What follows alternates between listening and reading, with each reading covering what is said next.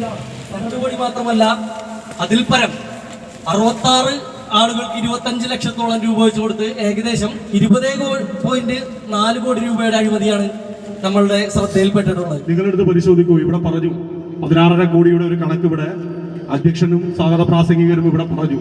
ഈ 16.5 കോടിയുടെ കണക്ക് എങ്ങനെയാണ് ഉണ്ടായിട്ടുള്ളത്? 16.5 കോടിയിൽ ഒതുങ്ങുന്നതല്ല.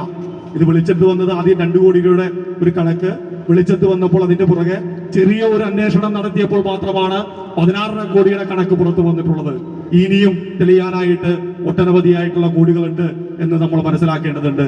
കാരണം ആ രീതിയിലാണ് ഈ കൂട്ടർ ഈ പാവപ്പെട്ട ജനങ്ങളെ പറ്റിച്ചിരിക്കുന്നത് എന്നുള്ളത് നമുക്ക് കാണുവാൻ വേണ്ടി കഴിയും. ഈ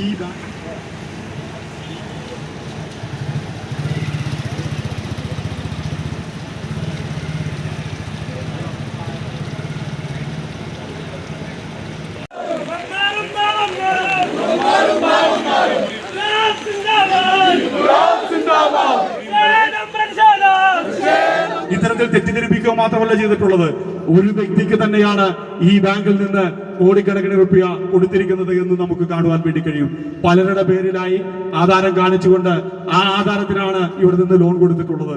ഇനി ഇവിടുത്തെ സഹകാരികൾ മനസ്സിലാക്കേണ്ട ഒരു പ്രധാനപ്പെട്ട വസ്തുത കൂടിയുണ്ട്. ആ വസ്തുത എന്ന് പറയുന്നത്, ഈ നോക്കുന്ന അതേ ആധാരം വെച്ചുകൊണ്ട് ആ അതേ ആധാരത്തിന്റെ പുതുതായി സൃഷ്ടിച്ചുകൊണ്ട് ആ സ്ഥലം വേറെ വ്യക്തിയുടെ പേരിലേക്കായി മാറ്റിക്കൊണ്ട് പിന്നീടും അതേ ആധാരത്തിൽ തന്നെ, അതായത് ഒരു സ്ഥലത്തിന്റെ പേരിൽ വീണ്ടും വീണ്ടും ലോൺ കൊടുക്കുന്ന പ്രക്രിയ കൂടി ഈ ബാങ്കിനകത്ത് ഈ കൂട്ടർ നടപ്പിലാക്കിയിട്ടുണ്ട് എന്നുള്ളതാണ് കാണുവാൻ വേണ്ടി കഴിയുന്നത്.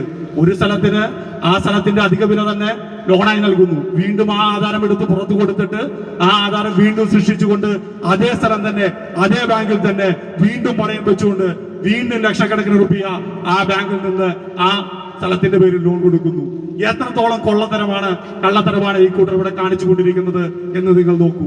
ഇതിന് പുറകെ അന്വേഷണമായി പുറത്തു വന്നപ്പോൾ ആദ്യഘട്ടത്തിൽ ഞാനിവിടെ സൂചിപ്പിച്ച പോലെ തന്നെ 2 കോടിയുടെ കണക്ക് പുറത്തു വന്നപ്പോൾ അതിനെതിരെ പരാതിയുമായി ചെന്നപ്പോൾ ഈ പണം ഇവരിൽ നിന്ന്, ഇവിടുത്തെ 13 ഭരണസമിതി അംഗങ്ങളിൽ നിന്നും 3 സെക്രട്ടറിമാരിൽ നിന്നും ഈടാക്കുന്നതിന് അവരെ മേലിൽ ചുമത്തുന്നതിന് വേണ്ടിയിട്ട് സഹകാര വകുപ്പ് ഇവിടുത്തെ ജില്ലാ രജിസ്ട്രാർ ജോയിന്റ് രജിസ്ട്രാർ തയ്യാറായി കഴിഞ്ഞപ്പോ ആ വീണ്ടും വീണ്ടും പുതിയ കഥകൾ പുറത്തു വന്നുകൊണ്ടിരിക്കുകയാണ്.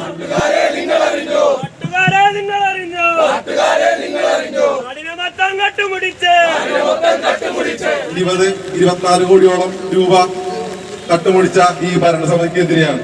നമുക്കറിയാം, തോന്നിയ പോലെ അവർക്ക് അവരുടെ ബന്ധക്കാർക്കും ഇഷ്ടക്കാർക്കും തോന്നിയ പോലെ വായ്പ നൽകിയാണ് ഈ ബാങ്കിയുടെ. ഞാൻ കൂടുതലായിട്ട് ദീർഘിപ്പിച്ചു പോകുന്നില്ല. ഇന്ന് ഈ സമരം DYFI ചേതോല കമ്മിറ്റി ഇവിടെ നടത്തിയിട്ട് ഞങ്ങളിവിടെ അവസാനിപ്പിക്കുന്നത് DYFI